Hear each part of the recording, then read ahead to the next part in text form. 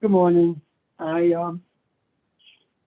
want to see if there are any questions in regards to our last discussions, especially about what it means to be human and the difference between being human and spiritual. Um, are there any questions or comments, or are there any observations? Now, that we're not limited to that by any means.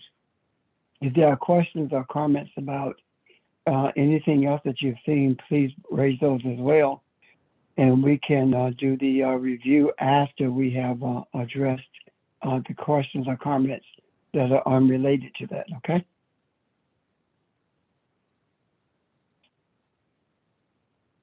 Questions, comments?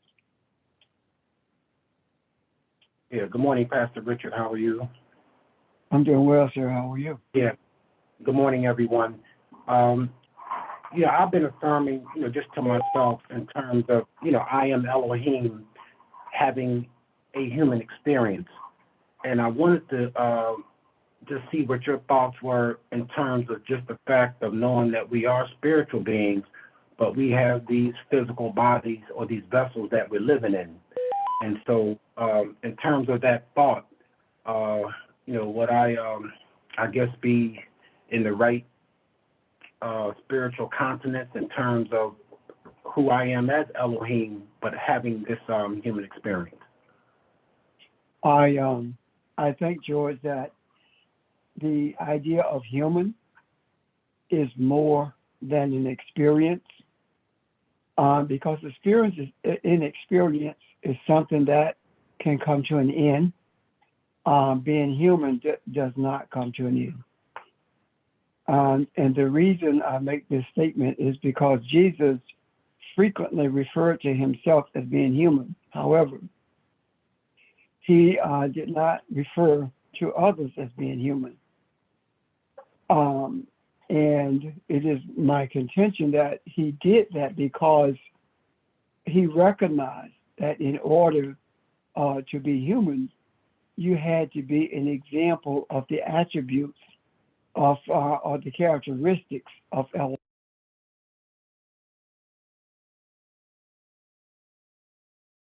But I've had some discussions. I've had some discussions on energy, spirit, breath. And going back to the question that Charles asked, when he breathed and man became a living soul.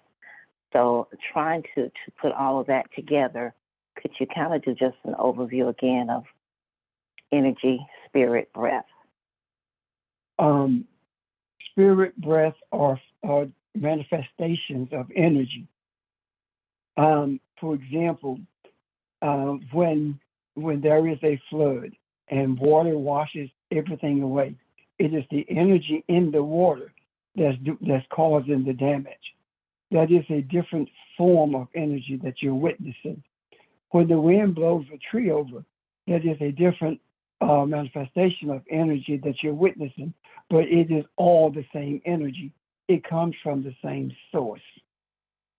I think in my discussion once with at one point with Barbara, she was talking. What the example she gave me was that is no different than the dam that produces the electricity. Well, that the water that's producing electricity is a manifestation of a different type of energy than is that goes to the substation, that comes to the transformer, that turns your light on when you flip the switch. All of those things are energy, but they're simply different forms or different manifestations of it. And that is the same thing with us. When we talk about when we talk about the breath being blown into the face of Adam, what we are talking about is life energy in a different form, the type of life energy that is necessary for this human body to live. Without the breath, the human body cannot live. And this breath is only capable of keeping the human body alive when it is on the earth. if the human body is removed from the earth, it cannot live without breath. So what the Creator has done, the Creator has brought into existence a Garden of Eden for the purpose of giving Adam the opportunity to become what it was created to be. And in doing so, the Creator put this spiritual being in this physical body in order to bring about something called, or create something called time, so that this creature, this created being, could have opportunity to be what it was created to be. Keep in mind, the scripture says that unless we put this flaming sword at the garden, it will be evil or unripened throughout eternity for all times. So with this idea of time, it gives opportunity for a change or for a growth while in this human body, so we can become what we were created to be. If we look at what happened with Jesus after the resurrection, that gives us a great example, a great image of who we are supposed to be.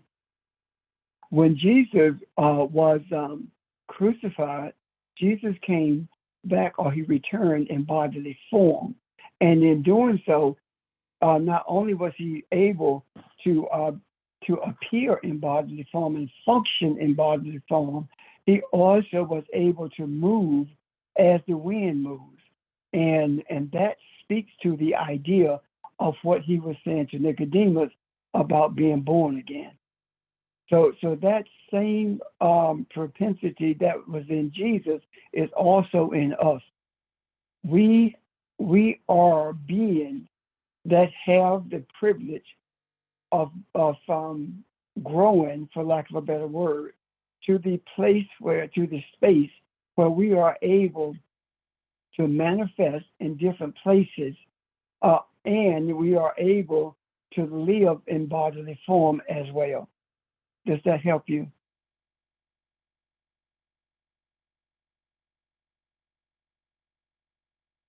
Yes, it does. Thank you. Okay. Are there any other questions or comments? I do welcome the support of anyone who may have input in terms of giving a greater clarity to what we're talking about, or at the very least, giving some better examples than I'm giving at this moment.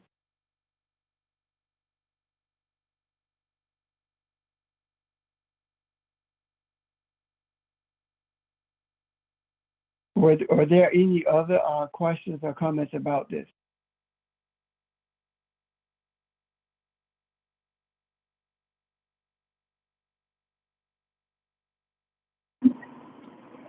Well, Reb, good morning, everyone.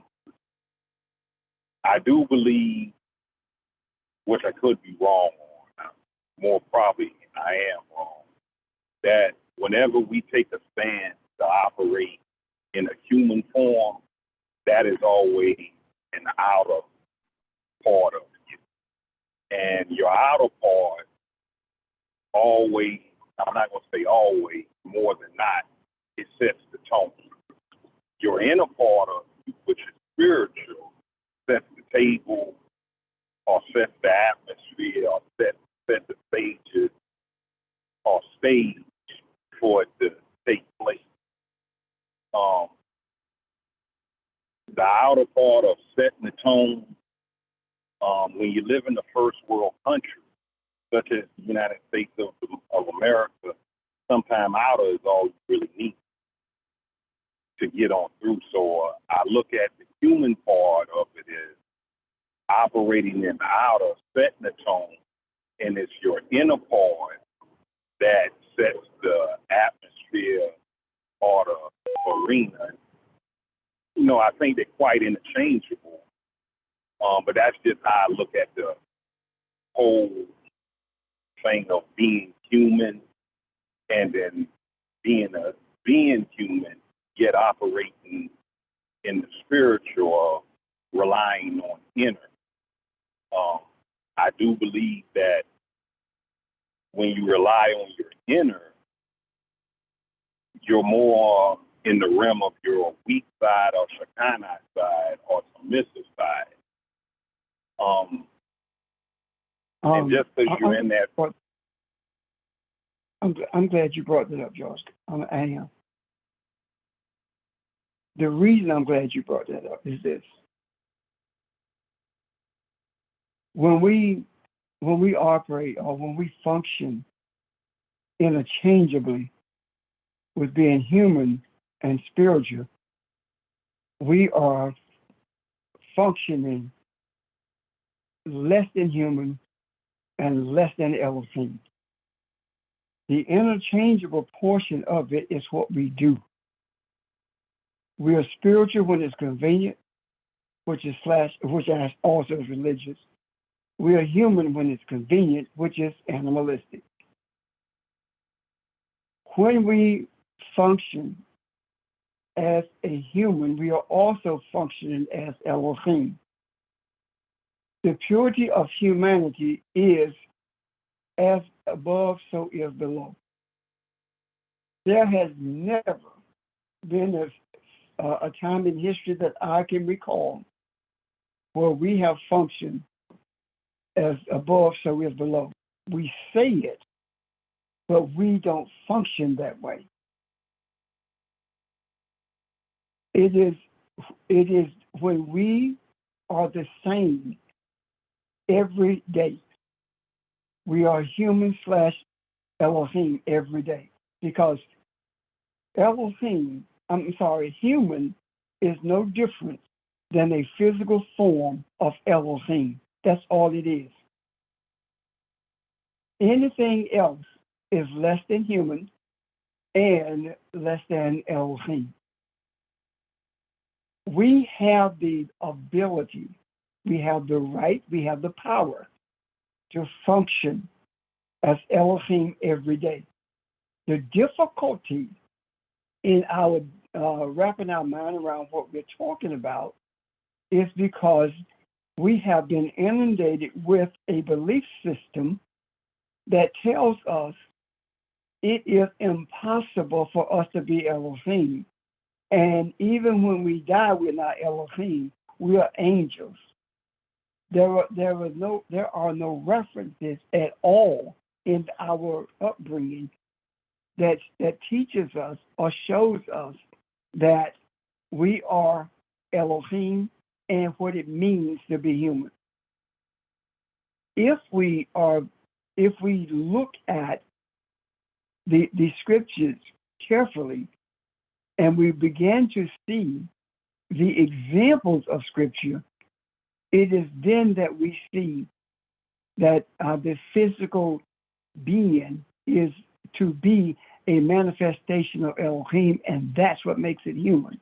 When Peter was in the garden and they were about to arrest Jesus, and Peter cut the soldier's ear off, and what was Peter doing? Peter was functioning in an animalistic manner. Peter was not being representative of Elohim, neither was he functioning as a human. Does that make sense to you guys? Does that make sense, George? Yes.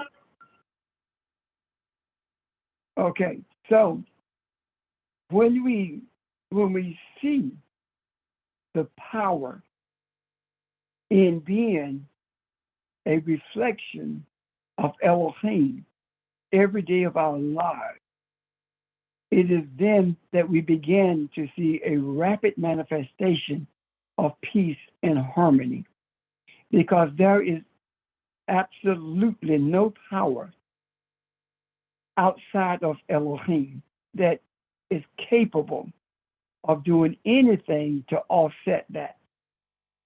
The reality of power is this: the only reason that the racism, that the colonialism, all these things appear to have power is because those who are in bodily form have chosen to relinquish that power to them.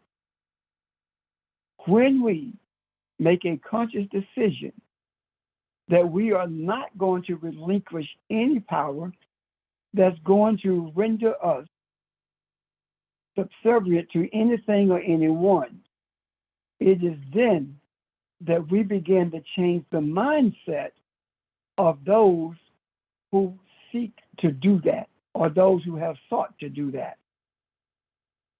Now, it is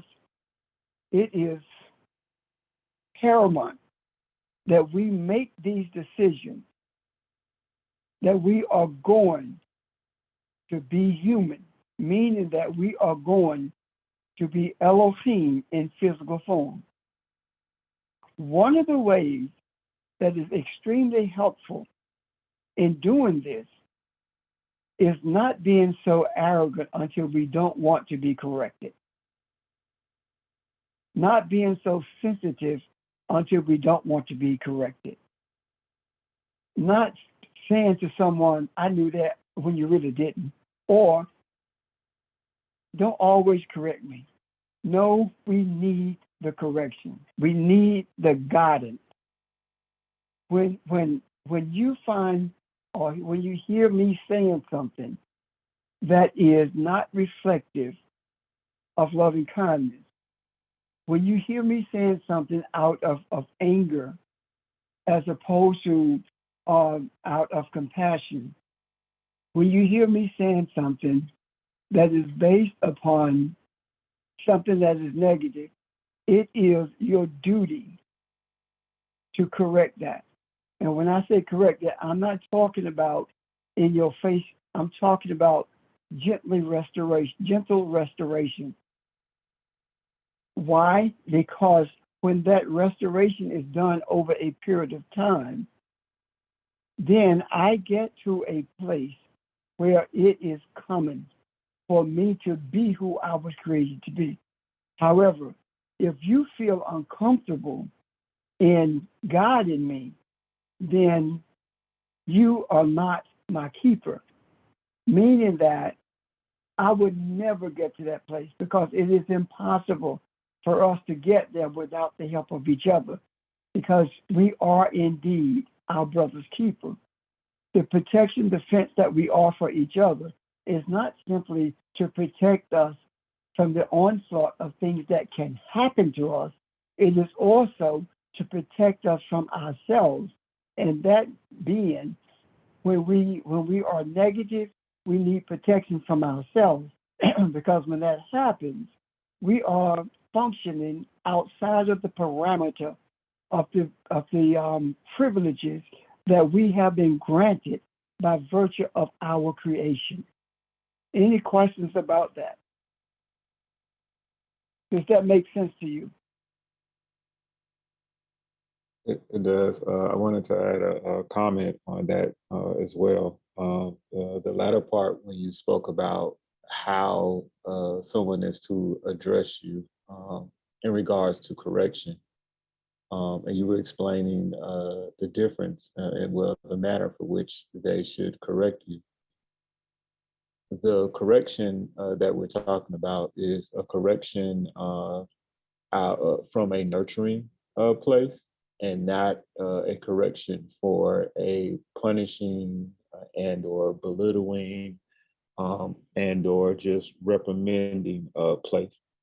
And the difference is it cultivates that loving and kindness from the individual who is doing the correcting one, but also it creates a space for, in this particular example, we're talking about Pastor Richard. It as an example, it creates a space within Pastor Richard for him to then grow in love and kindness going forward. Not that he has been reprimanded in just a punishing and belittling way, And now, as he goes forward in whatever action or whatever he's being corrected about, now he's doing that from a place of fear. I'm only doing this particular thing that I was corrected on because I am afraid of somebody hurting my feelings or chastising me again, versus uh, him being corrected from a nurturing standpoint. And the difference there is now he is doing this out of love and out of the kindness of his heart. And in doing so, with us being part of the macro, as we were talking about being more than human, being Elohim, it helps him and allows him to walk more in that as well. It creates that space and that opportunity for him. I'm finishing unless there were any questions about what I just said. I feel like I could have said it a little bit clearer.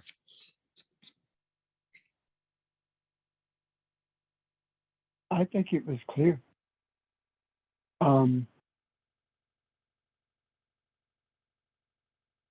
Why is it that we feel uncomfortable when someone offers guidance in an area where we are wrong? You have to ask yourself that. Why do you feel uncomfortable? Why do you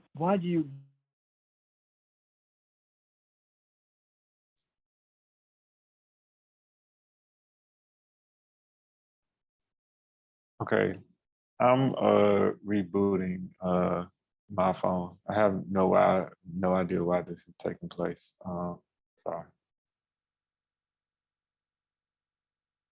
Sorry. if we are going to be reflective of as above, so is below? Now, the question comes that I'm about to ask you is, do you understand the principle of as above, so is below? If there's anyone who do not, please say so.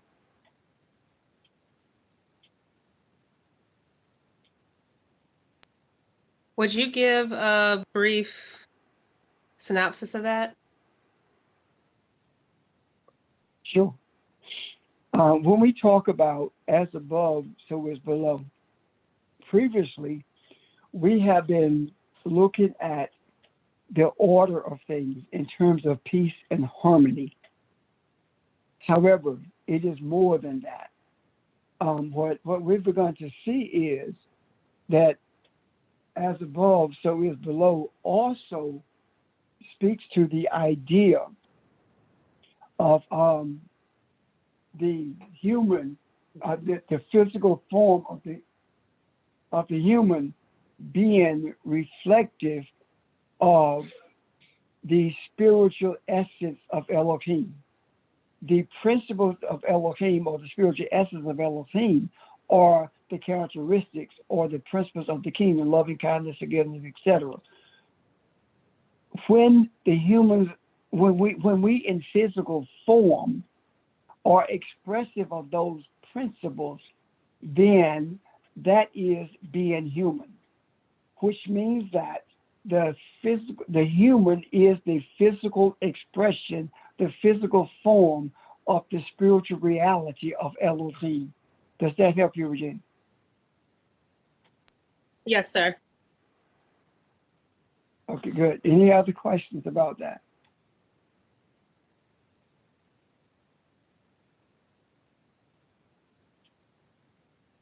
I guess what about those physical expressions that are not necessary, like you said about love and peace? Like what about the manipulation, control, those types of things that we are seeing that are part of the human condition?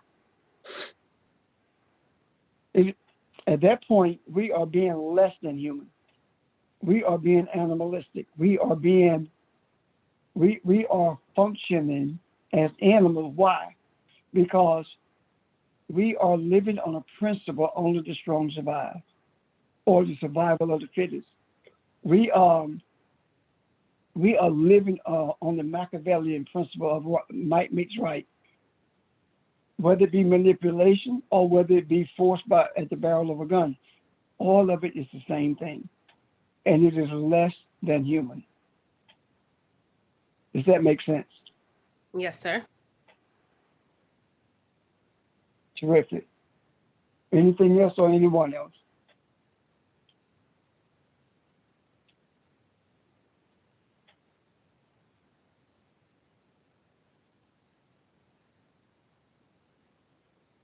Are there any questions that you have about this, or are we done with this principle?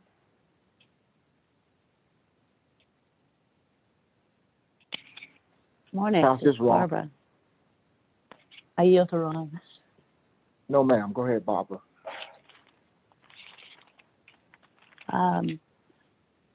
Good morning. I just wanted to add to everything you've been saying. Where do we go from here? What do we do now? We've been given all of this information.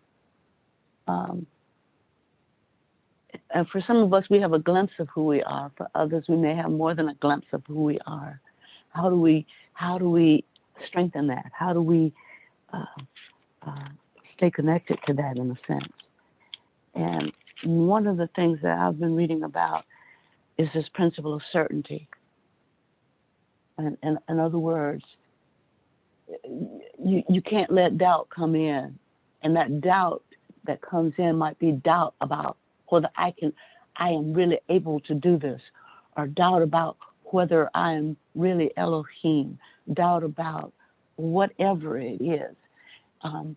Once we know this information, we've got to, as you say, live the human life, that based on the human/Elohim life. Certainty is the way to do that, because certainty goes beyond time. It goes beyond our physical existence. It's sort of like the thing that extends from physical to the spiritual, or to the cosmos. And even the way it's spelled in the Hebrew talks about how it connects us to the universe, to the cosmic existence, rather than our physical existence. So in order to stay connected, we got to stay connected. We've got to intentionally exude the principles of Elohim. And when doubt comes in, or as you say, when somebody checks us, it may be because something slipped through and we didn't even realize we were talking beneath our level of being. And I say beneath because the more we talk about animalistic things, the more we are closer to the physical. But when we exude, when we express, when we talk about, when we be, those elevated kinds of attitudes, like loving kindness and forgiveness, those are the things that keep us connected to the cosmos, to the universe, to the only creator of all. If that resonates. It does. And Barbara, I'm going to ask you to do something, if you will. Since it appears as though we have a clarity of this being human/Elohim, would you explore more in detail tomorrow this thing on certainty? Okay. Thank you. Sheldon, stop smiling, because I know you are. You're laughing, Barbara, because you think that you. That's because he's got my back and he knows he's already done this, and so he will be helping with this. I'm with you. You called me out, Pastor Richard. I know you. And I haven't even talked to him either. So we'll do that tomorrow. However, Ron, what's on your mind? I was going to back you up a step. Something I had been thinking about this week, and you brought it up, and that is Peter, uh, and cutting off the ear. A while back, well, this started with me trying to figure out what do you do now that where we are now in our knowledge and awareness of being the human and the importance of that versus and along with being Elohim got me to thinking about balance and how do you maintain that. And a while back, I think I even brought it up. We had a discussion about why did Jesus most of the time take Peter, James, and John. And my answer to that, or my trying to see that, was that Peter was the one that had the more human traits that needed to be brought into balance. And I see now that that was wrong. It was Peter was the more animalistic portion of represent the more animalistic portions of man. So, and that goes back to looking at the 12 disciples and the personality traits or whatever they represented, you know, and looking at who we are, seeing in ourselves. Balancing that, though, I thought I understood. The balancing of that is the James and the John. And John means, comes from, you know, the root word means grace, the grace of Elohim or the grace of Yahweh. James talks about, comes from Jacob, the supplanter, and the supplanter or the exchanger. And I got to thinking about that. If that is what brings balance, when you fall off of balance and you're seeing that I'm showing my less than human self, what are you exchanging it for? What is it? What's the exchange there? What is it? Is it the grace from John that you're exchanging? What is it that you were supposed to see there about Jacob that helps us stay balanced? I thought I understood that at one time, but I'm not sure that I do. Is it an exchange or is it a transformation that we Well, are looking? Okay. Go ahead. No, I was just going by the name, and you're right. It could be a transformation. So the exchange or the transformation is the changing of your character, the animalistic nature of who you are, into being Israel. Changing your character entirely. Is that it? Is that what that's saying? Well, listen, think about this.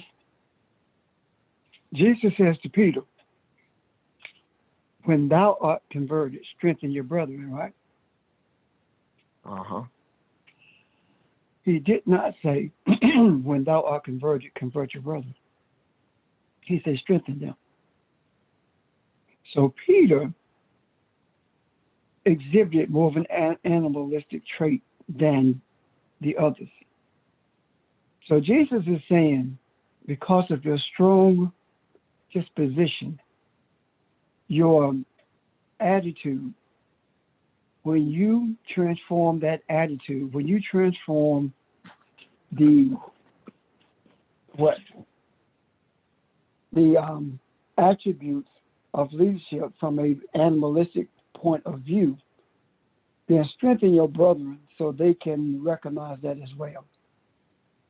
To me, that is saying that Peter expressed more of an animalistic attitude than the others, but the others were vacillating between balance, or vacillating between being quote unquote human and being animalistic without even knowing it.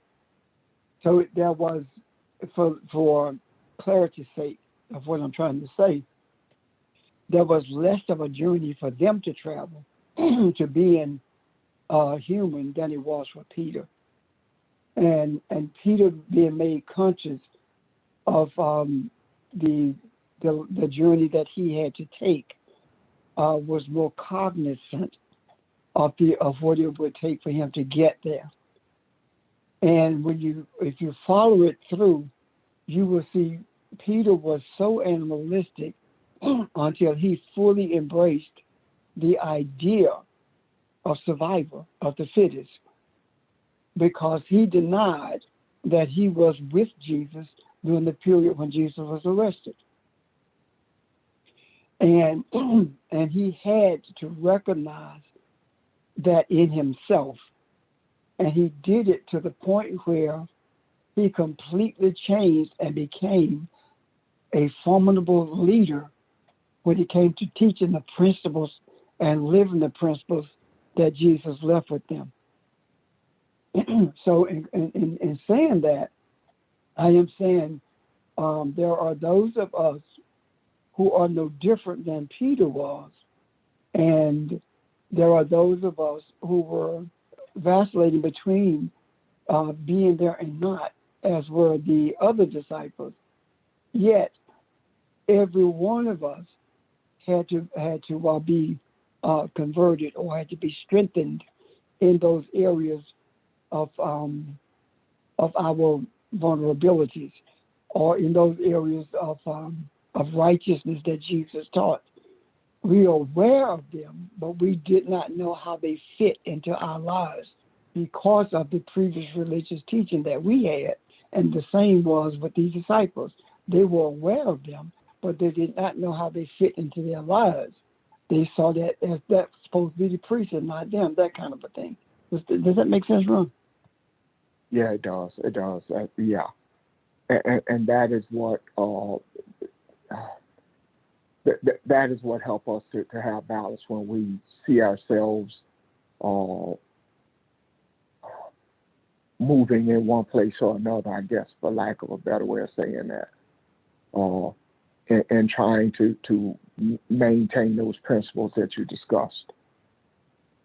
Because it's for some of us, it's still a journey.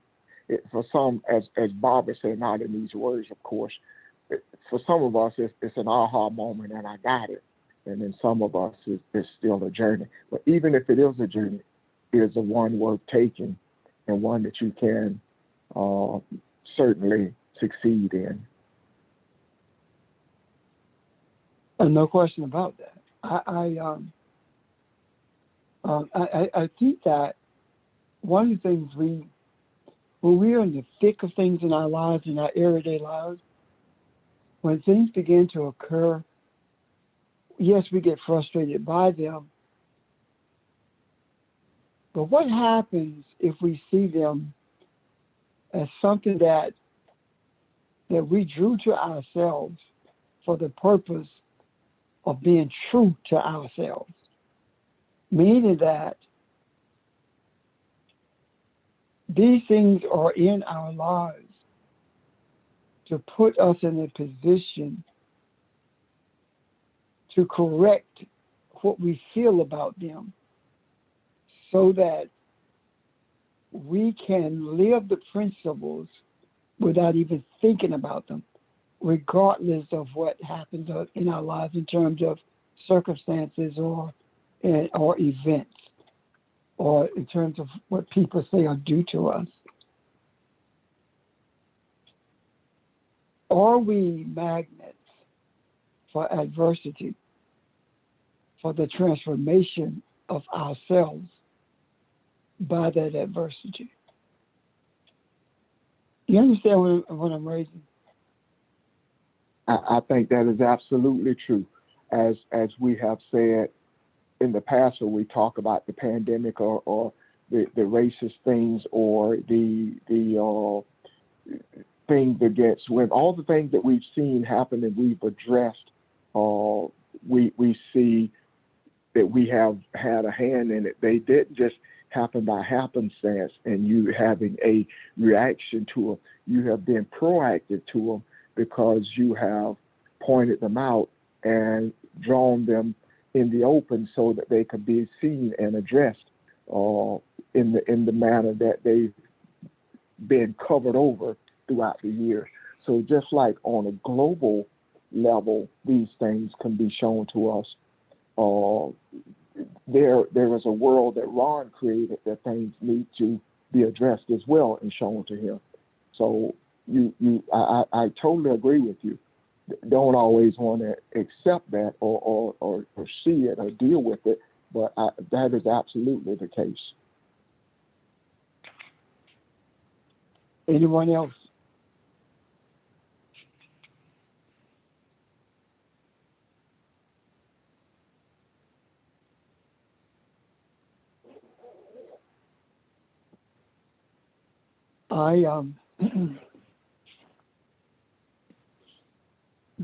The more we embrace,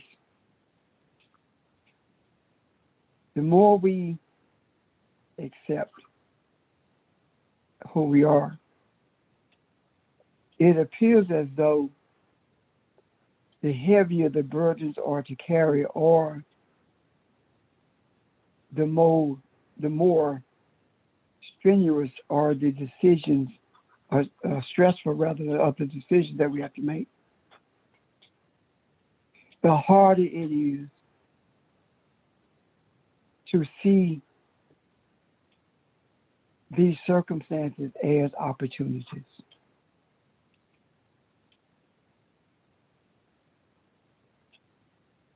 When we get to the place where Jesus was in terms of facing what we have to deal with, then it is easier to see them as opportunities. For example, when Jesus was faced with crucifixion, that is a more strenuous decision to make rather than any of us have had to make, I think. Well, most of any of us anyway, because some of us have faced death. Jesus had to make a decision whether or not he was going to allow this crucifixion to take place, or whether he was going to live in an animalistic state or continue as a human. So Jesus said, you know what? My first response to this crucifixion thing is, nah, not going to do that. However, since it's your will, Abun, is your desire that this happens, then let it be so. So Jesus was actually saying, I'm going along with this crucifixion thing because it's an opportunity for humanity to see, to embrace what I have been sent here to teach. Therefore, let it be whatever it's going to be.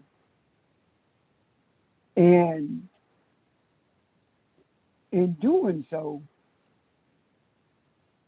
Jesus knew that he was going to suffer at the hands of some of the most brutal people that ever lived on this earth. Yet he submitted to that. So what I'm saying is that if we can keep that in mind when we are faced with obstacles in this life, it's not going to make it easy, but it may just make it just a little bit easier. It might not be as difficult to accept the correction. It might not be as difficult to accept what we are faced with when we compare it to the crucifixion that Jesus was faced with. And when you really think about it, the actual crucifixion was the easy part, because the most brutal part had taken place the night before the crucifixion, to the extent that a type of numbness had covered his body, so that the idea of being nailed to a cross was quite different than having been beaten in such a vicious manner. So when we think about that in relationship to the ordeals that we have to face, it should make it a bit easier, don't you think?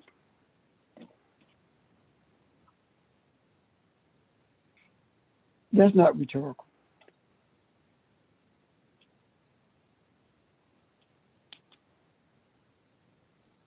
So who I would guess it is. elect? Who would elect to why elect to suffer? And I guess what we're learning is the suffering doesn't necessarily, you don't have to dwell on the suffering, you can dwell on the lesson and the growth and the bigger picture. But even though it's not physical, sometimes our hardest places are emotionally damning, or disruptive, or you get to a place of feeling like, am I connected to anything anymore? Like as far as your relationship with Creator. So it's going through those types of things that I don't think anyone will say, oh, choose me. I know, at least I'm speaking for Regina. I know I don't. But they happen, and Yeah. Go ahead, sir. No. I want you to finish. I thought you were finished. Go ahead. Yeah, but I get it in a very heady space that this may happen. These things happen. But I don't think that, again, I'm not saying I celebrate these spaces or that I'm wanting them, but yeah, they are necessary. I get it. In actuality, when you make a decision to embark on this journey of self-awareness, knowing who we are, you're actually inviting those things, the sufferings. And no one has a checklist of the ones that they're going to choose. We really are not aware of what they're going to be until we are in the midst of them. And you're absolutely right. All of us would like to avoid them. However, we understand that all of our lives we have been avoiding them, or making an attempt rather to avoid them, and they came anyway, and we had no idea as to why. And that is the reason we were constantly raising the question, why me? However, now that we are on this journey and we understand that traveling this journey is a greater magnet for those events in our lives, be they emotional or physical, we understand that they are opportunities for growth. But even knowing that, let's face it, it is extremely difficult to accept that when we are going through it. Yet, we know we must. And that is one of the major reasons that we need the nurturing of each other to help us get through it, to have a conversation about the burden, to have a conversation about what we're dealing with someone who is nurturing, who is sympathetic, who is empathetic. What we are actually doing is gaining the energy, gaining the strength from that person to enable us to get through it in one piece.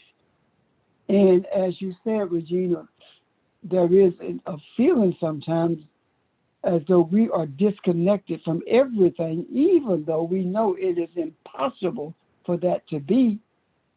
It certainly is not impossible for us to feel that. And to feel that in itself is painful.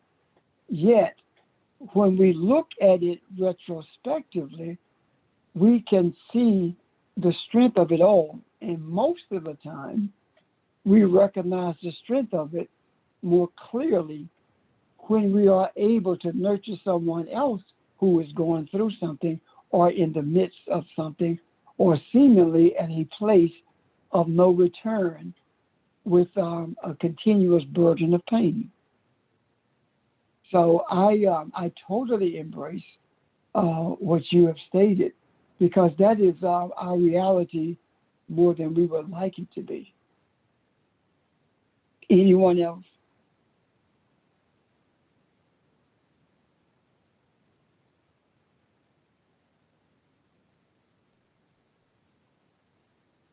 Are When there you questions mentioned, or comments? just one quick thing. When you mentioned the pain that one must go through, or that one goes through when taking on this journey, um, I just thought about the idea of having, in a sense, to shed skin, so to speak. The skin being in order for new skin to sustain our growth, and in addition to that, kind of like a shedding of those things that we have held on to, that have kept us I guess, in that place. I don't want to say life, but for lack of better words, life, for our position and our growth at that particular moment. It's those part of us being there, or things and ideas that we held on to. And part of that shedding is just growing beyond that particular point. So it's something that is actually very necessary. And I mention it so that when we are going through moments that may be painful, it might be easier for us to embrace those things and understand why it's actually taking place, instead of fighting it so much. I'm finished. Yes, sir. I have a question. Yes, ma'am. So why is it sometimes that you could deal with stuff? I mean, you just so empowered to just, get this situation resolved, and then there's another time when it's like it seems like it consumes you. Some situations that you have, and then you have to pick up the phone and call somebody. Why is it that? Is that going to always be like that? And is that wrong? Because sometimes you can't deal with the situation alone. May I ask you a question? Yes. Do you pick up the phone as often as you once did? No, I do not. And that's that is indicative of growth.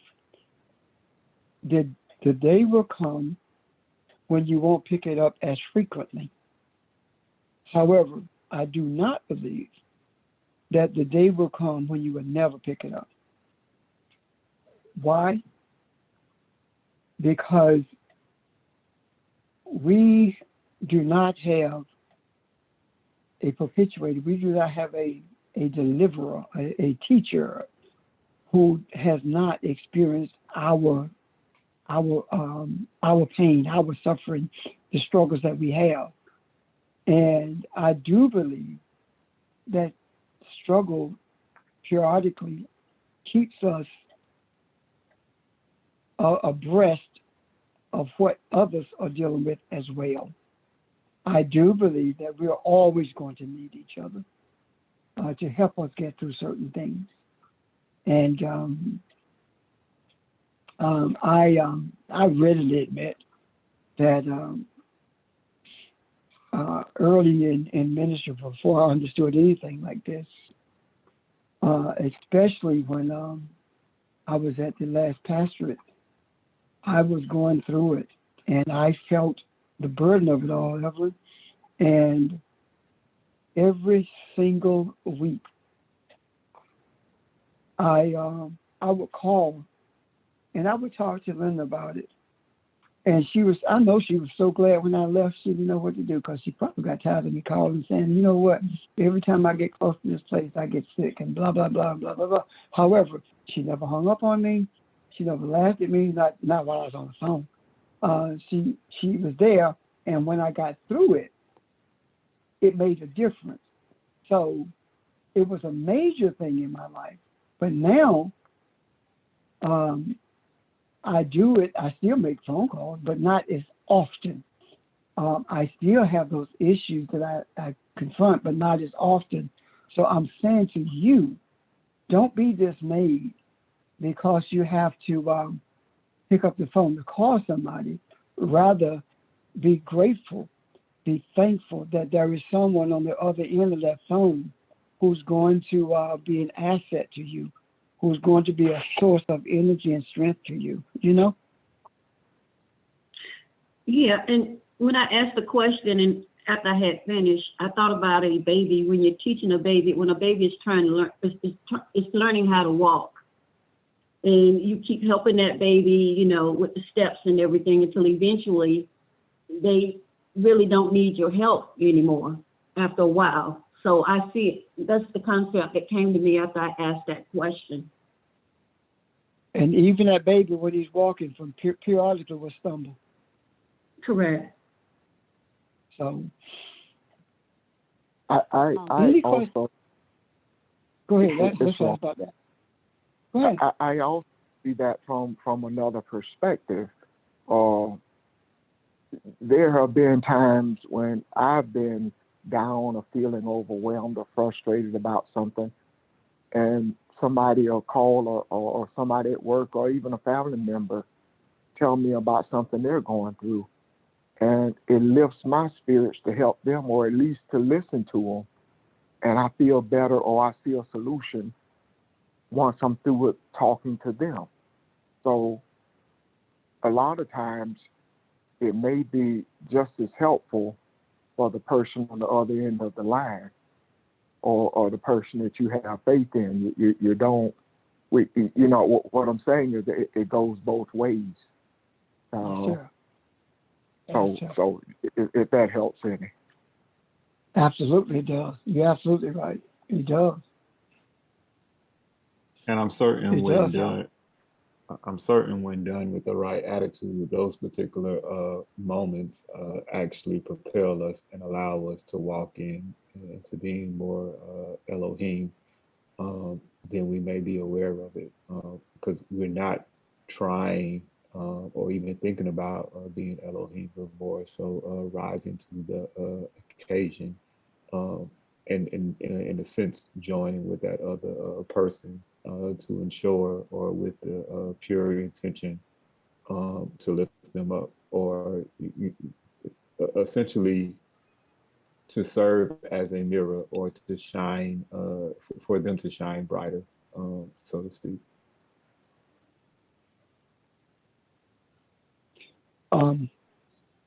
It's like, you know, if you're a parent, if you have a sibling, you're a brother or sister, or if you have a spouse or whatever, you don't think about being a father or mother. You don't think about being a sister or brother all the time, but yet you're that. And it doesn't mean that you don't have issues with it in terms of things you'd rather not enter into the relationship. The same is with being who you are created to be. You get to a place where you don't have to think about or remind yourself that you are Elohim. You don't have to remind yourself that you're human or the physical manifestation of Elohim. You don't have to remind yourself. You just do it. Yet, there are times when there are things that enters the relationship or enters enters your life that causes you to stumble a bit, but it doesn't change who you are. It really doesn't. I know that we have been taught how to be guilty. We've been taught how to feel guilty about things that we do or have done. the stumbling that we have done. We've been taught that guilt. And I'm seeing that there is nothing to be guilty about when these things transpire in our lives and we feel, as Regina stated, disconnected. There's nothing to feel guilty about. You know, we've been made to feel guilty. So that's a religious trait that has no place in the spiritual essence of our created being. Does that make sense to you? Yes. Absolutely. Yes. This is Audrey. I think I'm really interested to hear more about this principle of certainty that Barb is going to talk about tomorrow. Barb and Sheldon are going to talk about tomorrow. Because I say that because I'm sitting here thinking, so how do you not devolve back into the base animal like attitude and thinking? And I'm thinking that because I see it so clearly in terms of our political situation for the last 4 years.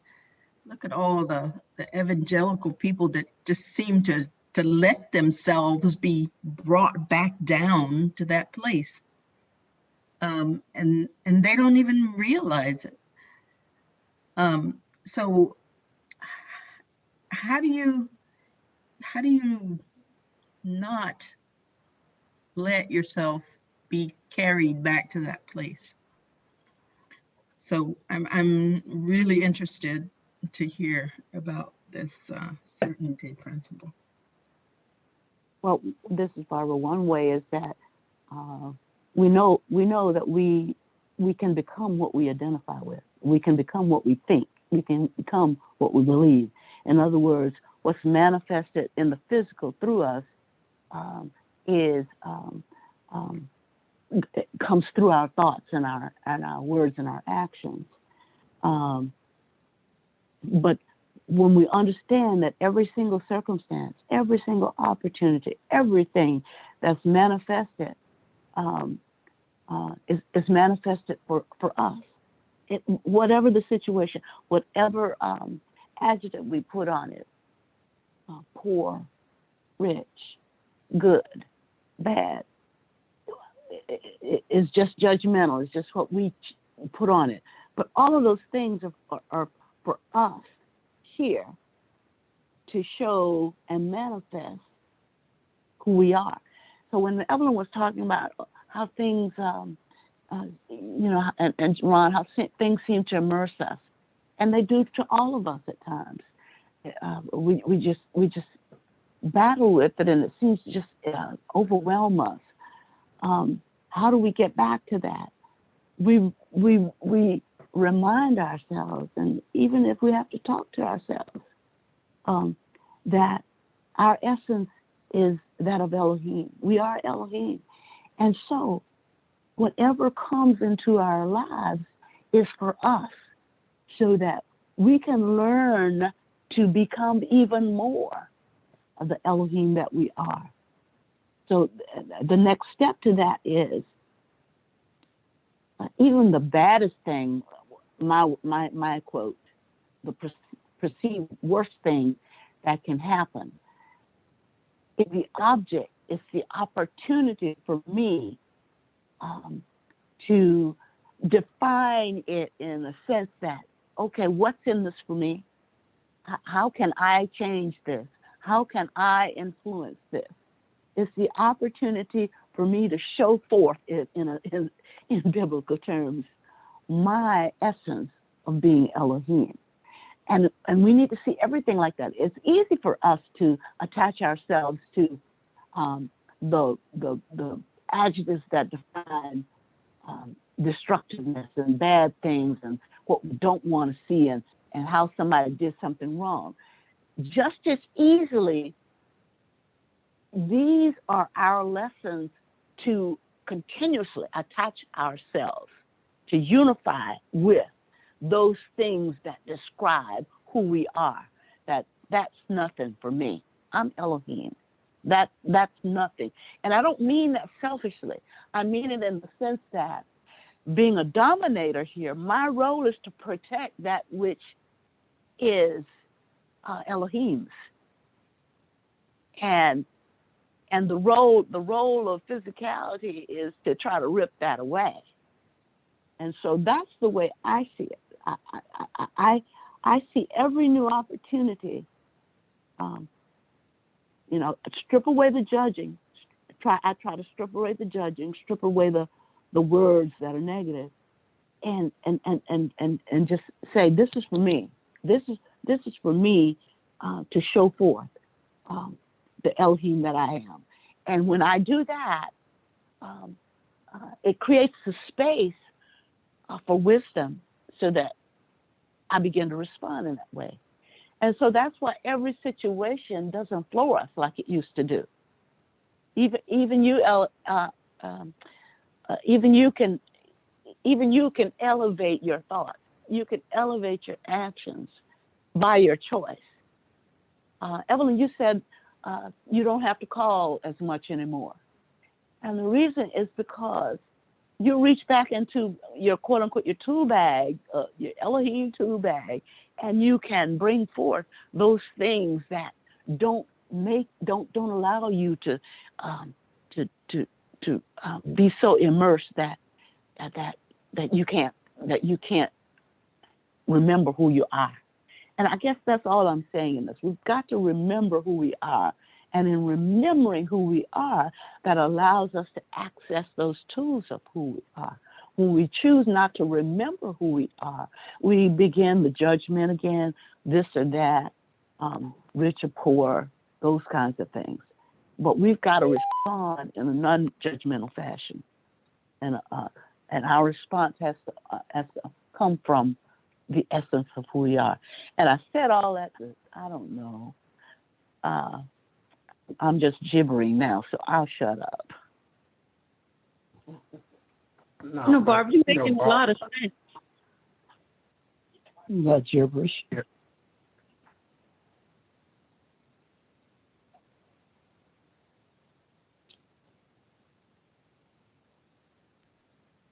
So my good and bad circumstances are just not good or bad. They're my circumstances.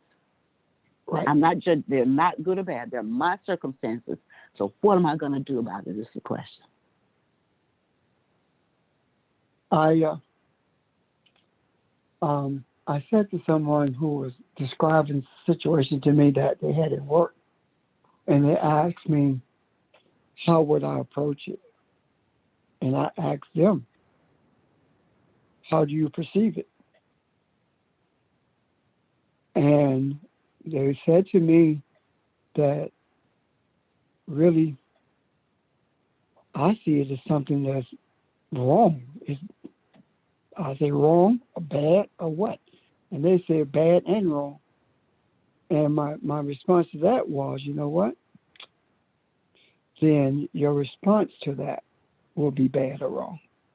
However, if you see it as an opportunity to grow, then your response to it will be positive and good.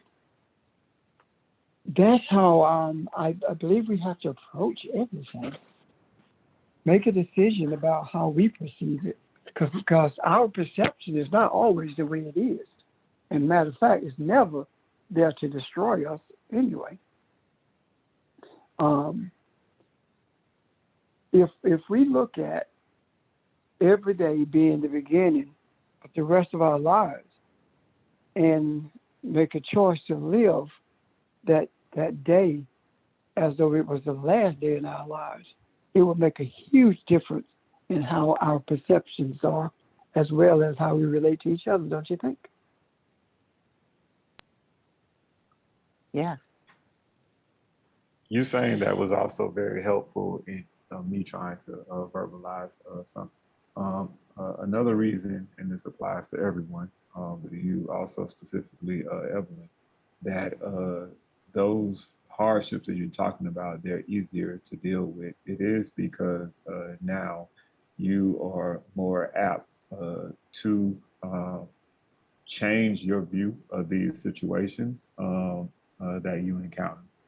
whereas before you would have held on more so tightly to how Pastor Richard was just explaining about the situation being bad and terrible, and now more so letting go or seeing it as an opportunity and not necessarily fighting it, and then it allows for you to get through that situation easier, at the very least easier than it would have been in the past.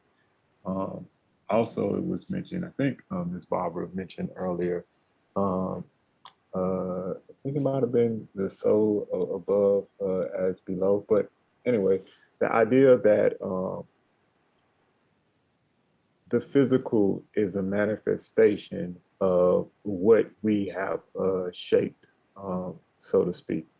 And so it is just now what you have been doing, or this entire time, what you have been doing is you have been getting better at shaping or manifesting the physical. I'm finished. Sheldon, when you said hardship, I saw in my mind, okay, this is a hardship I'm dealing with. The thing that I saw in my mind was easy ship. Hardship, easy ship, hardship. Mm-hmm. What's the opposite of hardship? Anyway. And then I said, okay, well, what if it's just a ship? And I don't define it as hardship ship or easy ship. It's just a ship. And what are the possibilities? What are the possible things I can do with a ship? And I know this is just a real, it's a funny kind of way to ask the question, but that's what we have to do. We have to choose not to put adjectives around stuff, and as Pastor says, see things for what they are, and just figure out, okay, now what do I do with this? And then the possibilities just open up when we don't label it this or that, before or behind. We just see it as it is and just, okay, what am I to do with this? Because this is for me.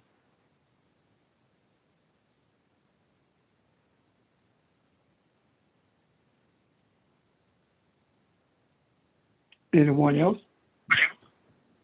I was just listening to what Barbara just said, and it resonated because I was thinking, if I see it only as a ship, and it is my ship, then, and I hope I'm using the right terminology, if I become the rudder of that ship, then I am the defining force behind how that ship will move.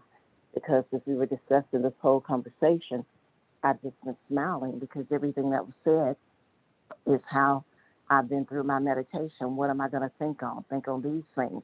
And I don't even have to go through whatsoever is lovely, whatsoever is pure. I'm just thinking on being loving kindness. And the last part of that is I'm thinking on all of these things, especially with some of the things I've been hit with lately that have really, really rocked me to the core. I also learned to say this, which is just really when I'm saying things below as things above, because that's all I've been saying for several weeks now. And I smiled when you mentioned that this morning, Pastor. But the other part of that is I started also saying at the end of my meditation, thank you for this opportunity to show me who I am. Because I obviously needed this opportunity to see who I am. And that's why this has been brought to me. This is why I've attracted this, so that now I can embrace it and turn it into loving kindness through my actions, hopefully change the heart and personality of the situation, of the person that's bringing this difficult situation into my life. So I just wanted to add that, and I'm thankful for this whole conversation this morning because it's just deeply resonating with me. So thank you. You're welcome. Any other questions or comments?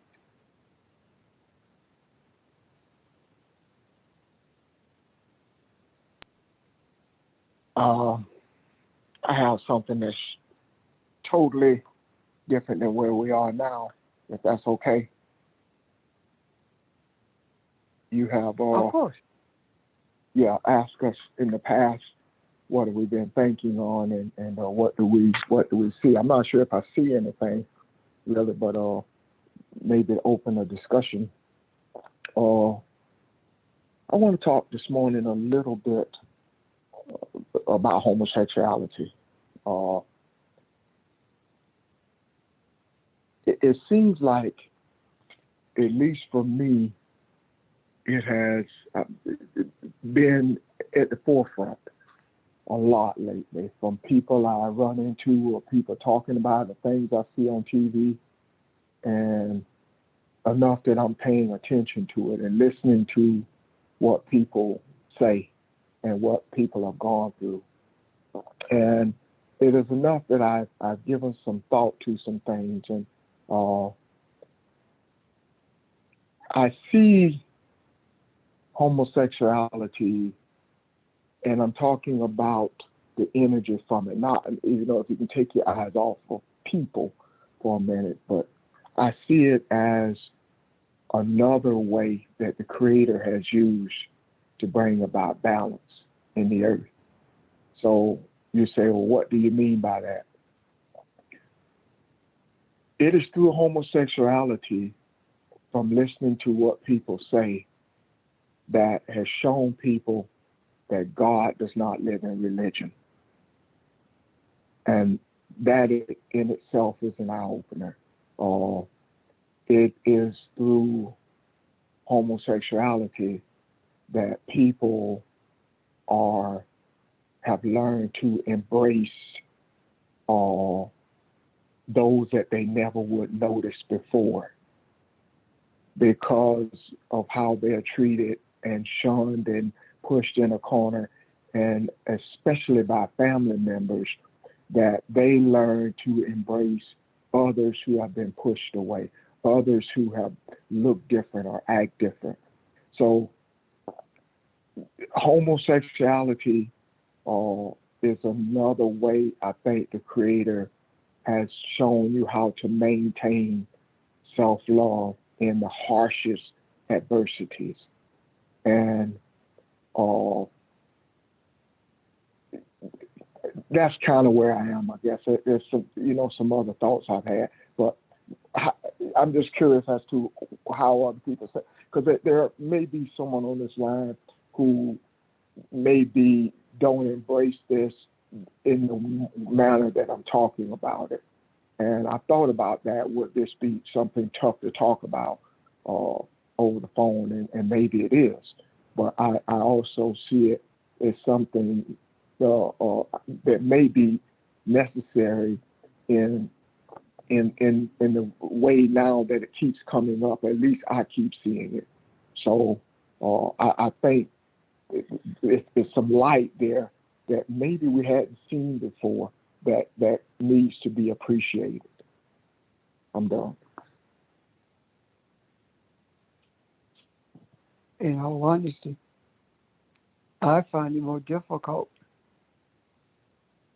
to talk about Jesus being married to Mary of Magdala than I find it difficult to talk about homosexuality and how we should embrace that's that person's essence at that moment, as opposed to how religion has told us to embrace it.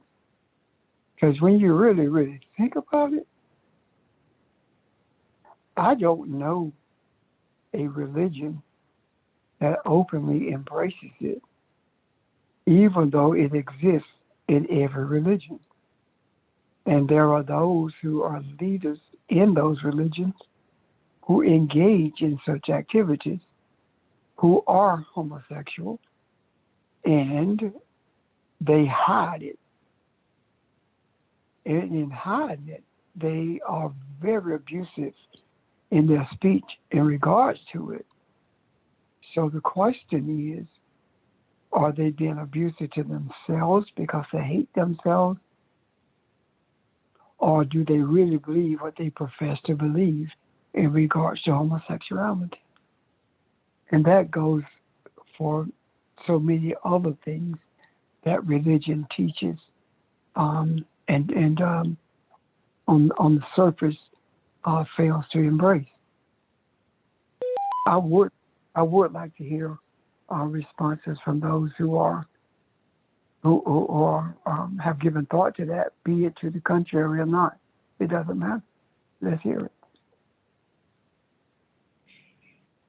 Well, religious has taught you to feel guilty about a lot of things. And in one episode, not to disclose too much of something that was shared with me, but someone in the church that is prominent and does the tithe and everything, who's an abuser, abuses his spouse, and everybody knows about it, but no one says anything because of who he is. But the child is shunned away because of being a homosexual. So you embrace what is wrong and openly wrong, and you because I just that just is really repulsive to me to think about that.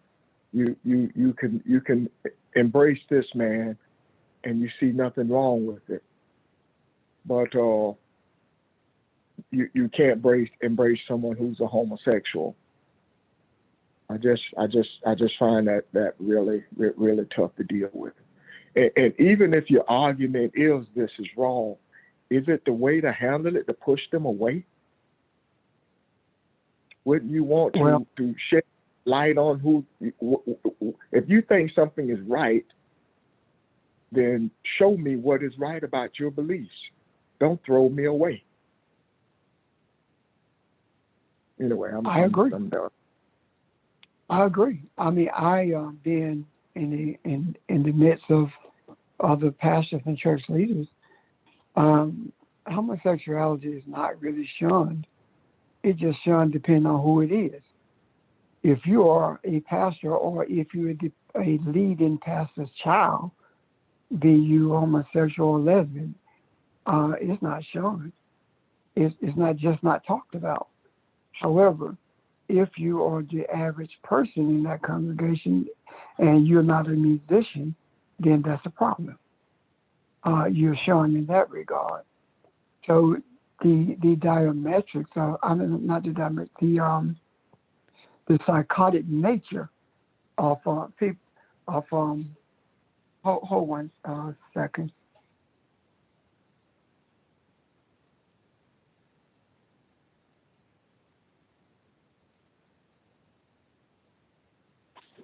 The idea of homosexuality is of religion rather is psychotic in itself because of the way it approaches things, because of the way it treats people who it deems to be less than they are, and it's not just in that regard, but I do see the reason that homosexuality has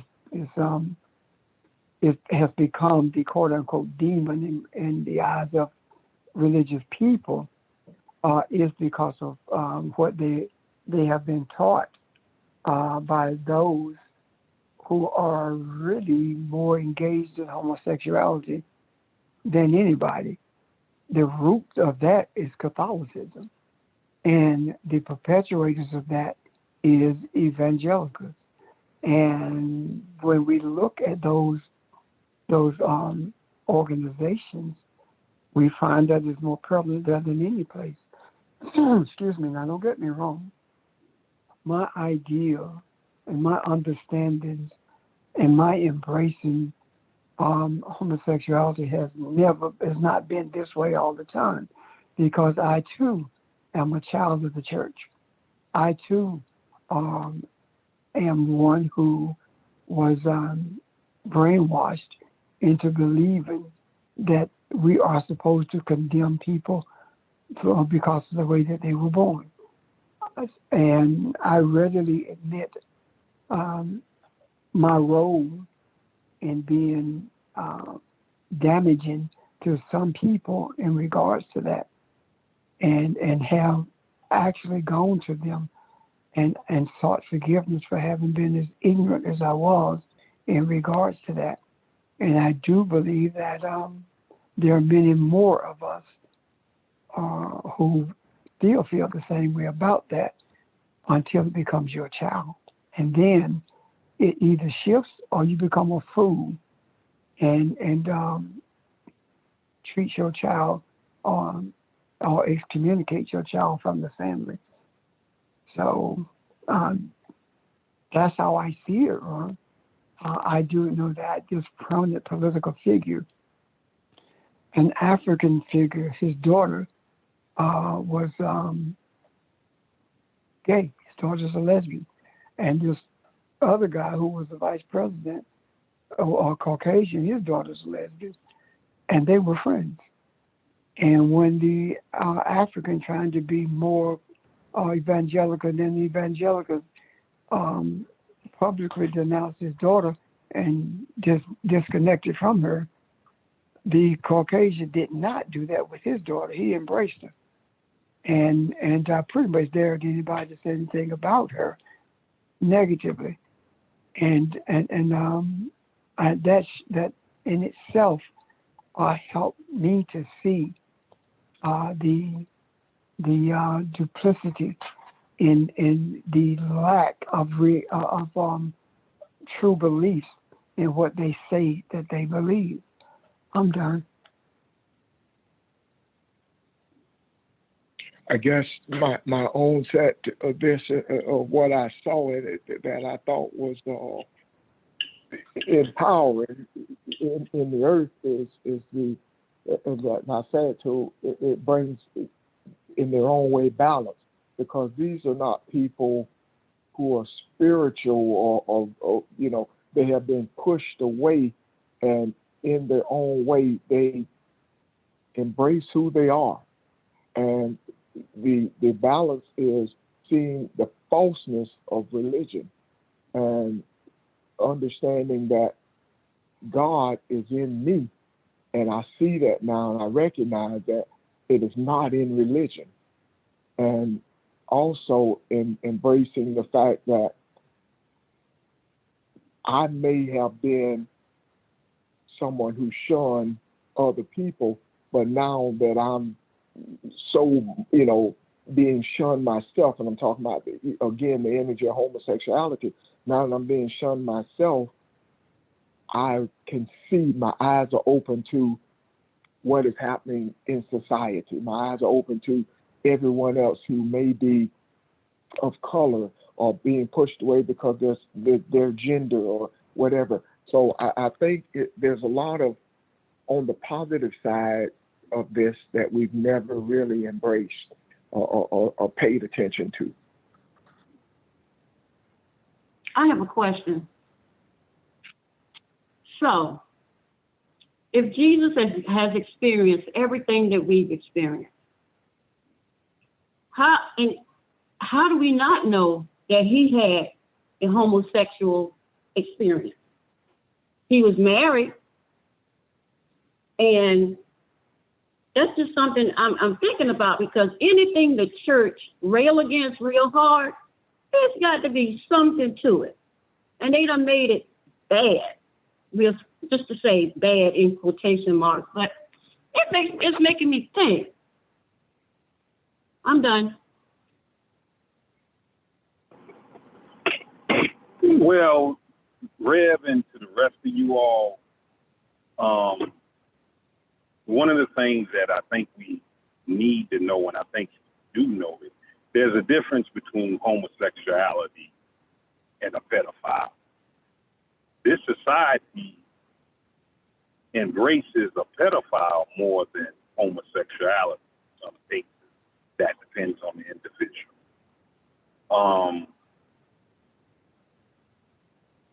It's real interesting that you all brought this topic up, because my homeboy called me up and he said, George, I want to open me up a concierge service in the city he resides in. And he's telling me the people he's going to cater to, and he's saying he's going to get his masseuse license or massage license. So I asked him, I said, are you going to massage males? And he said, oh, heck no. And I'm there with him. I've never had a massage before unless it was my mother rubbing my back or when I was a baby. I'm not going to let a male massage me if I had to choose. I realize that's a homophobic trait, or is that a standard? I don't know if it's homophobic trait or a standard. I know Bill Romanowski, he paid $300,000 a year for a male to massage him while he played football. Also with homosexuality, there are certain things of homosexuality the male will accept. And what I mean by that is one man, two women. That's a homosexual act. Yet a certain percentage of males will green like that. Watching porn. Porn is, when you look at all the money that, what's that, Red? Go ahead. Porn is given away for free. That's a homosexual act. So, well, I don't think that that's homosexual, because all porn is not homosexual. I think that what we're talking about is same-sex relations.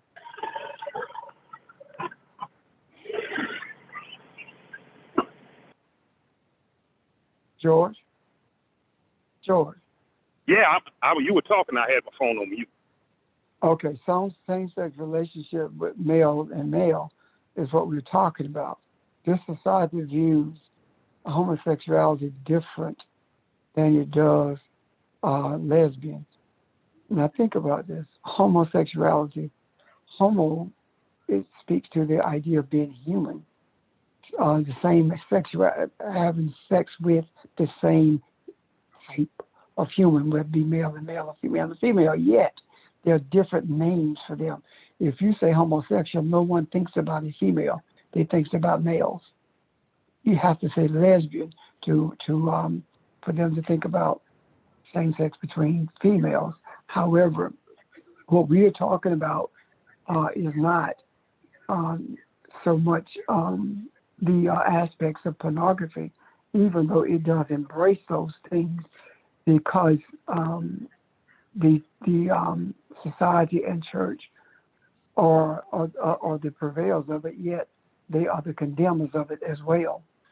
As a matter of fact, when you said that it's a difference between pedophiles and homosexuals, of course that's true.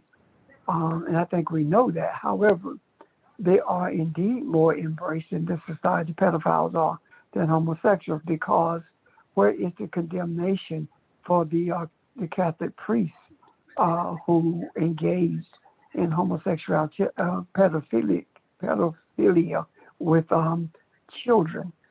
No, they talked about it, but there were no repercussions from it. If that had been any other institution where pedophilia was so prevalent, then that institution would not exist now. So the question becomes, why is it that pedophilia is so acceptable in Catholic circles and acceptable in the society at large? Is it because the origin of Christianity is Catholicism? Is it because the evangelical church, the Protestant church, grew out of the root of Catholicism, and it is not going to condemn its roots? It's not going to condemn the mother from which it came.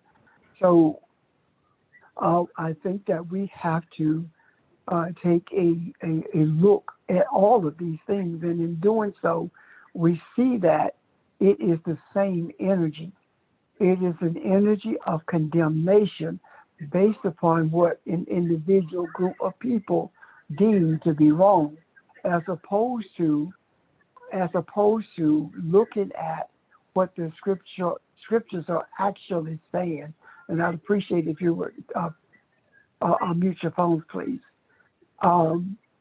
This whole idea, please mute your phone. Would you make sure your phones are muted? Will you make sure your phones are muted, please?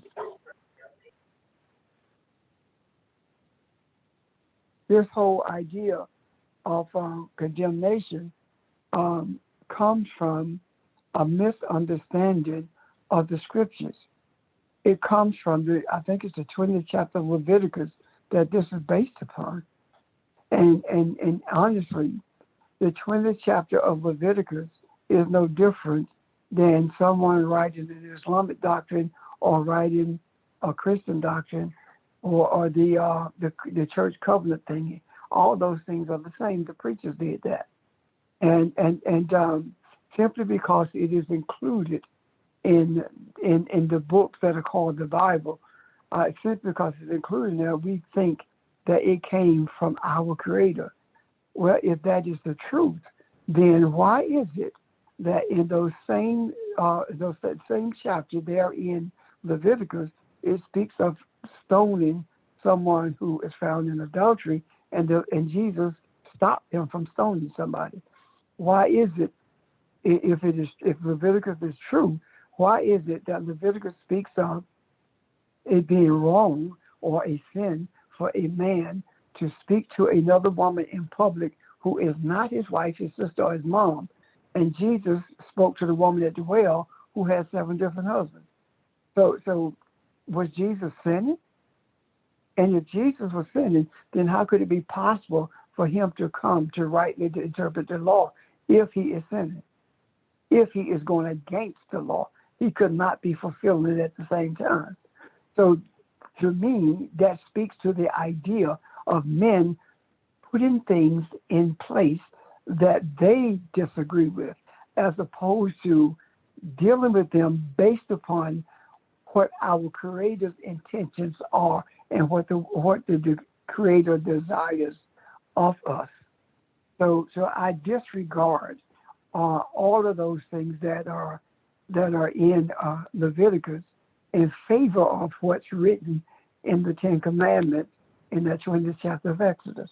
So in regards to what Ron had introduced in regards to homosexuality, that is a doctrine of men that has relegated a group of people to second-class citizenship status in our society. And it is incumbent upon us to make sure that does not continue.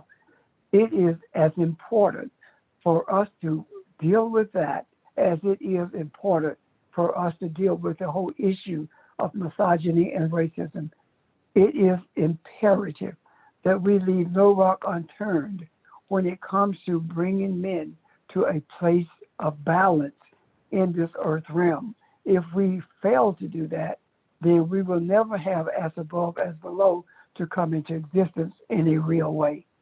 Does that make sense to you guys?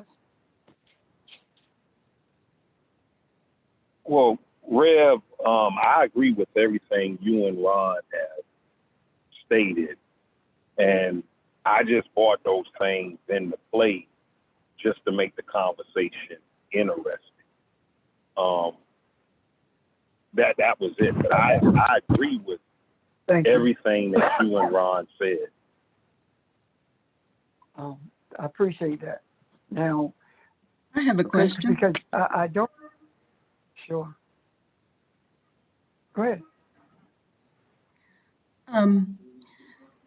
When you say that homosexuality and pedophilia are different, or at least treated different, I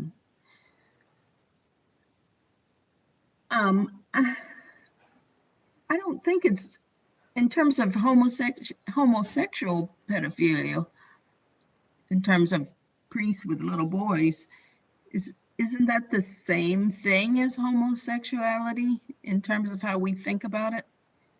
And I think the pedophilia is even worse because you're doing this to a child who has no defense. But somehow society has made the pedophilia more acceptable, and I'm quote unquote acceptable because it's not, and rail against adult homosexuality. I mean, to me, the pedophilia is worse because it's corrupting a child. I agree. That's the psychotic nature of religion. Yeah. And that's what I was saying, that it is treated totally differently than adult homosexuality is, because there is no widespread condemnation or efforts to ensure that it doesn't happen anymore. It's just not there. But isn't being a homosexual, isn't it just showing self-love, or, I know it's more to it than what we see on the surface, but isn't it just showing expression or trying to find who you are? I don't know. No, it's not just self-love, because I love myself. And it doesn't mean I'm homosexual. Homosexuality is a genetic trait. If there are those who argue against this, and that's simply because they don't know any better. If you look at the genetics of homosexuality, you will find that there is a gene that is in a different place than it would be if the person were being heterosexual. You also will find that there are a group of children born in, I think it's in the Dominican Republic, and they are females, and when they begin to reach puberty, they begin to grow a penis, and they become male at that time. They are outcasts, of course, because of the nature of that society. However, these are things that are hidden beneath, or that are hidden under the rug, because this society wants to justify its ignorance, its evilness towards those who are different than them. So it has nothing. It's not just self-love. Self-love has nothing to do with it, because there are homosexuals who don't love themselves. There are heterosexuals who don't love themselves. It has everything to do with genetics. And for those who do not believe that it has anything to do with genetics, do your homework and then come back and we'll talk about it.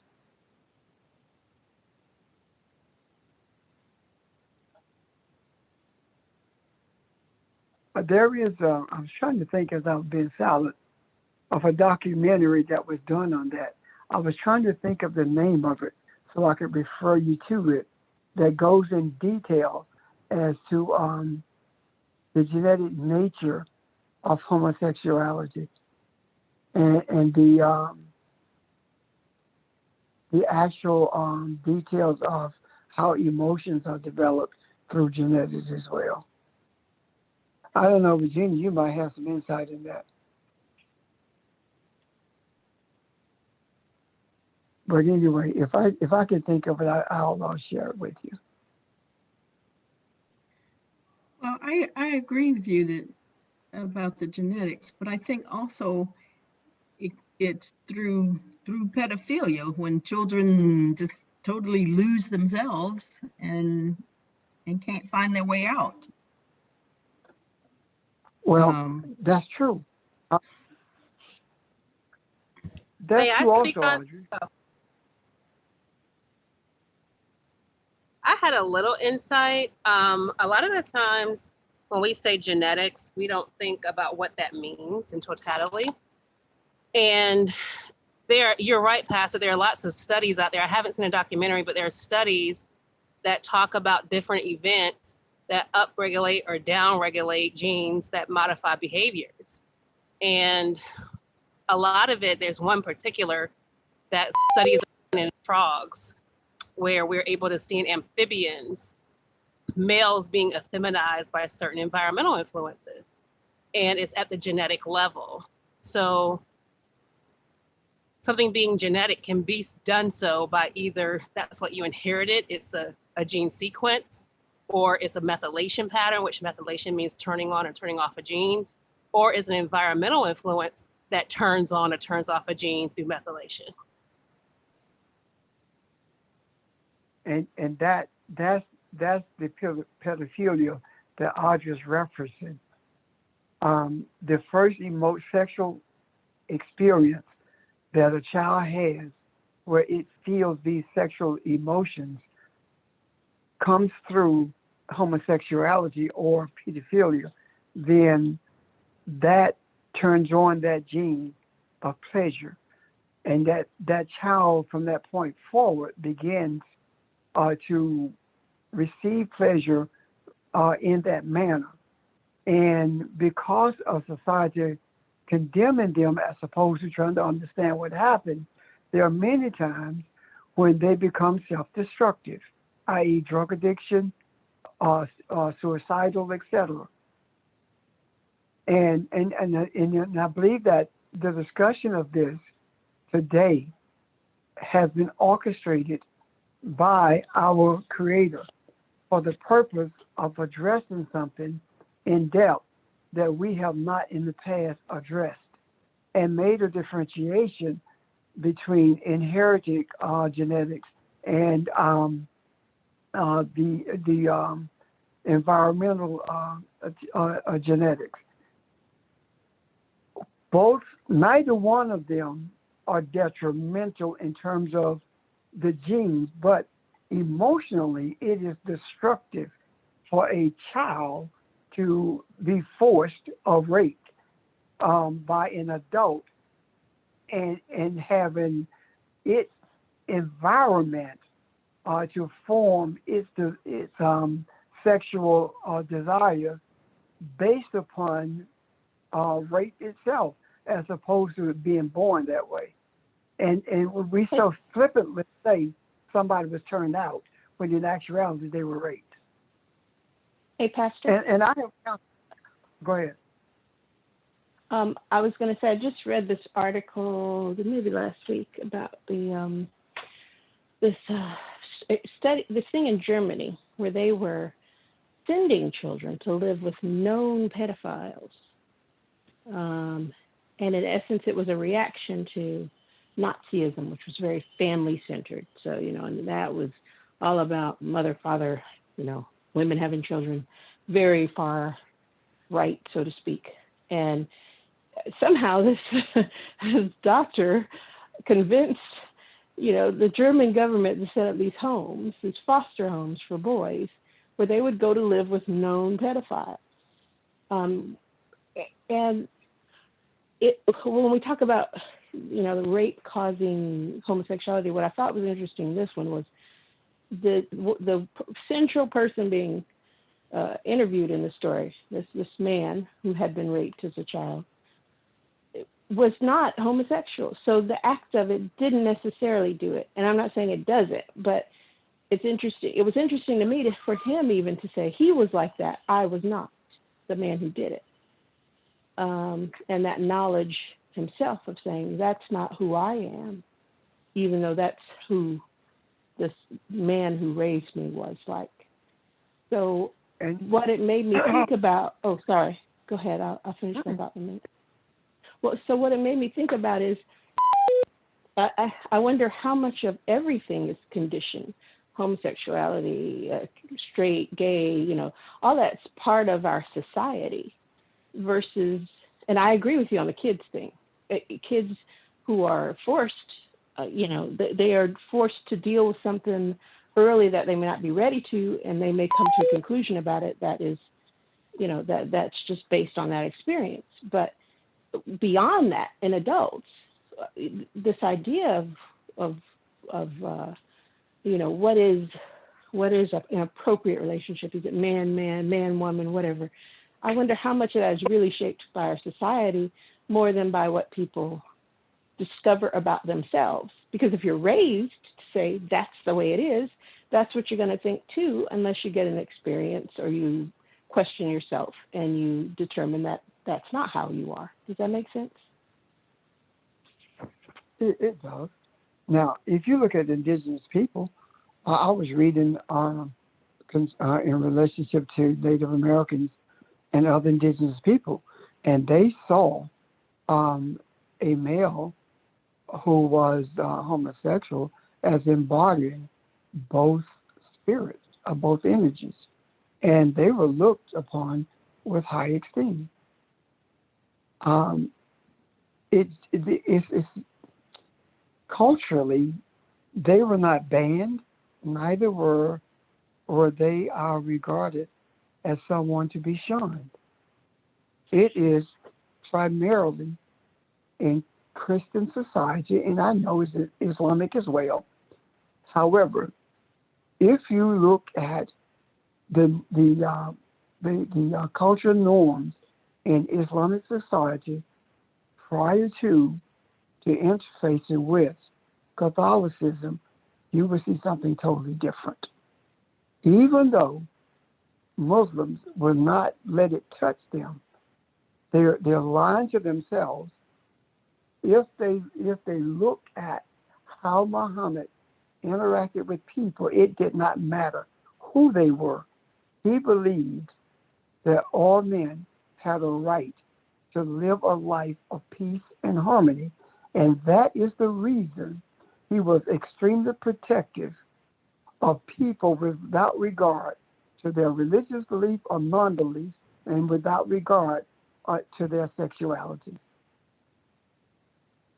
It is in Western culture that we began to see people being abandoned, people being excommunicated from society, people being shunned because they are different than what the majority in the society or what the loudest speakers in the society deem to be different.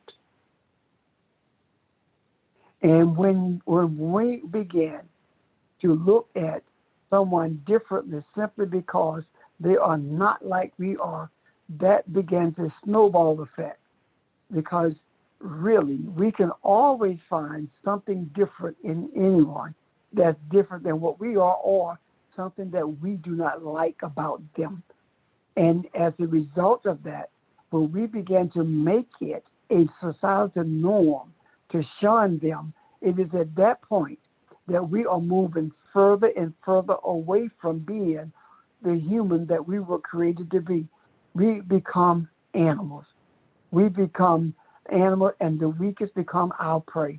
And the way we prey on them is by shunning them.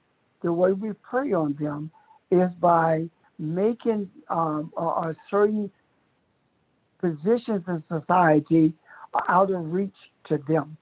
Example, look at the transportation secretary. The secretary of transportation now is gay with her husband. First one openly gay in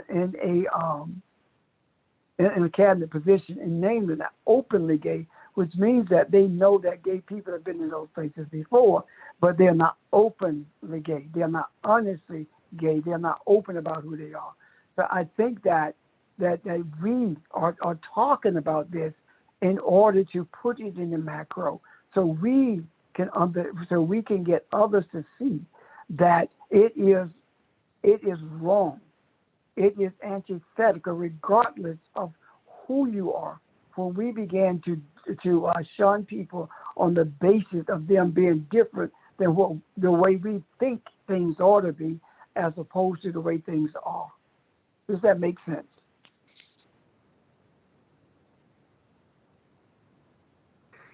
Yes. Yeah. Yes.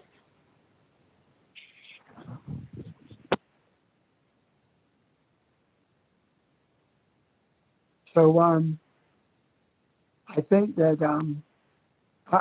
we, now don't get me wrong, I know we have not exhausted anything we talked about at all by any means, by any stretch of the imagination.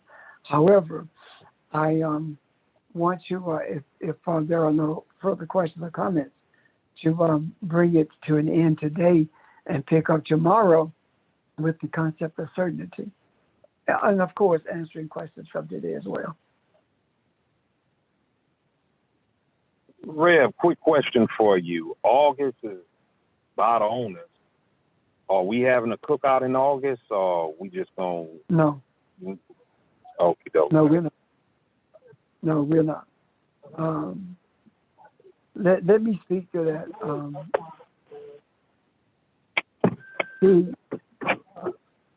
The Delta variant. Would you unmute your phone, please? I looked at Johns Hopkins last week, and there were 3,800 in 1 week in South Carolina of new cases.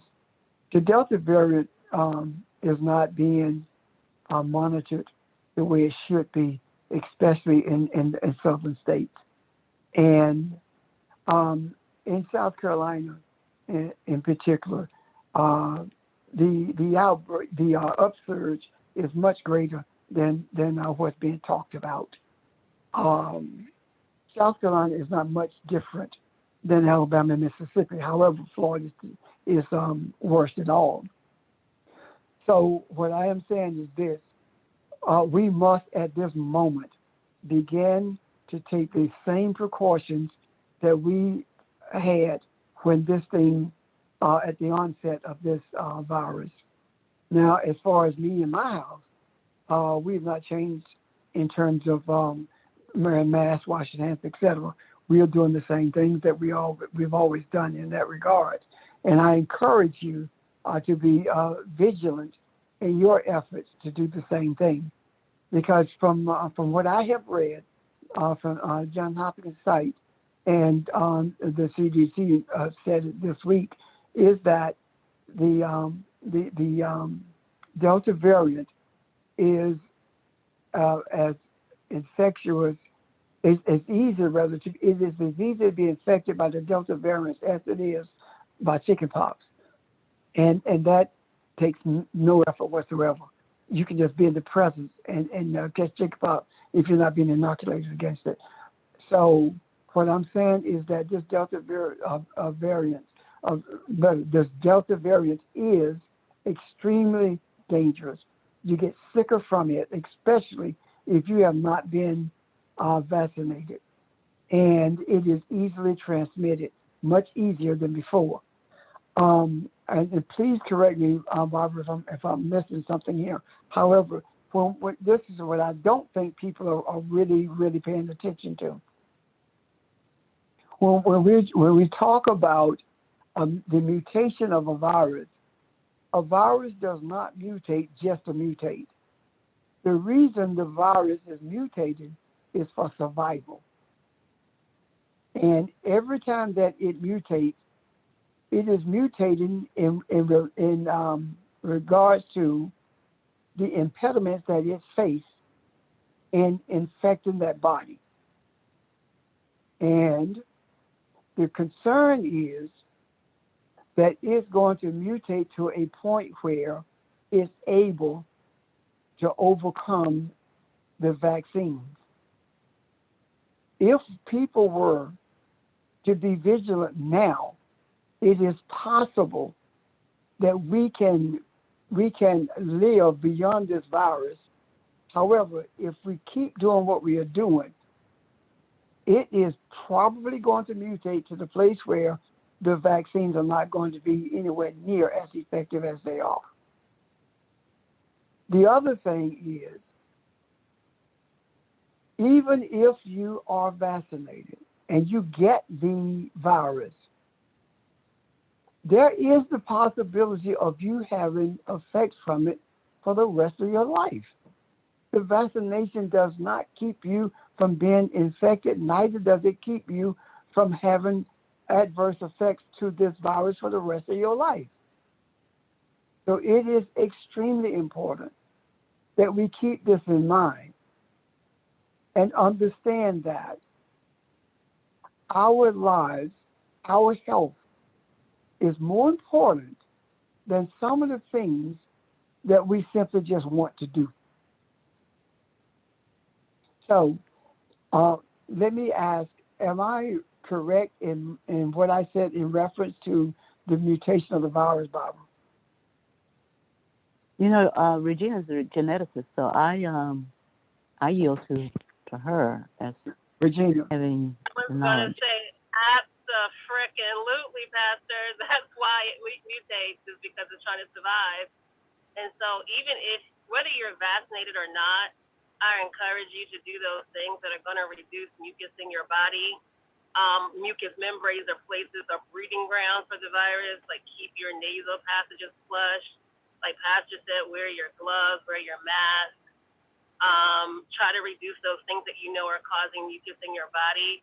And even to the fact that we're so connected to the universe, pay attention to those things that you may be calling weeds in your yard. A lot of people are noticing like things like mullein and other plants like dandelion that are really good for providing you with natural sources of vitamin zinc and vitamin C, that flush or keep your aerial passages nice and clean and healthy. They're noticing them just popping up. So kind of pay attention to those things and maybe download the plant app on your phone or the iSeek app where you can kind of identify what's growing around you and consider how you may be using it to help make your body stronger versus just relying on the vaccine. Thank you. Absolutely. Absolutely. That's why Regina needed to answer that, Pastor. Yes, ma'am, I see. Okay, anyone else? Do you understand what we're saying? That's all. Just embrace it. I promise you, there are enough people on this phone who have understanding of so many different things until, regardless of what we need, there is someone who understands it well enough to explain it to us. And I do believe that this is a provision made by the universe itself, and we embrace it totally. And having said that, we are going to say, have a great rest of your Saturday, and we shall meet again here tomorrow morning at 11 o'clock. Okay. Thank you. Bye. Thank you. Happy Saturday. Bye. Have a great day. Have a good Bye-bye. Saturday.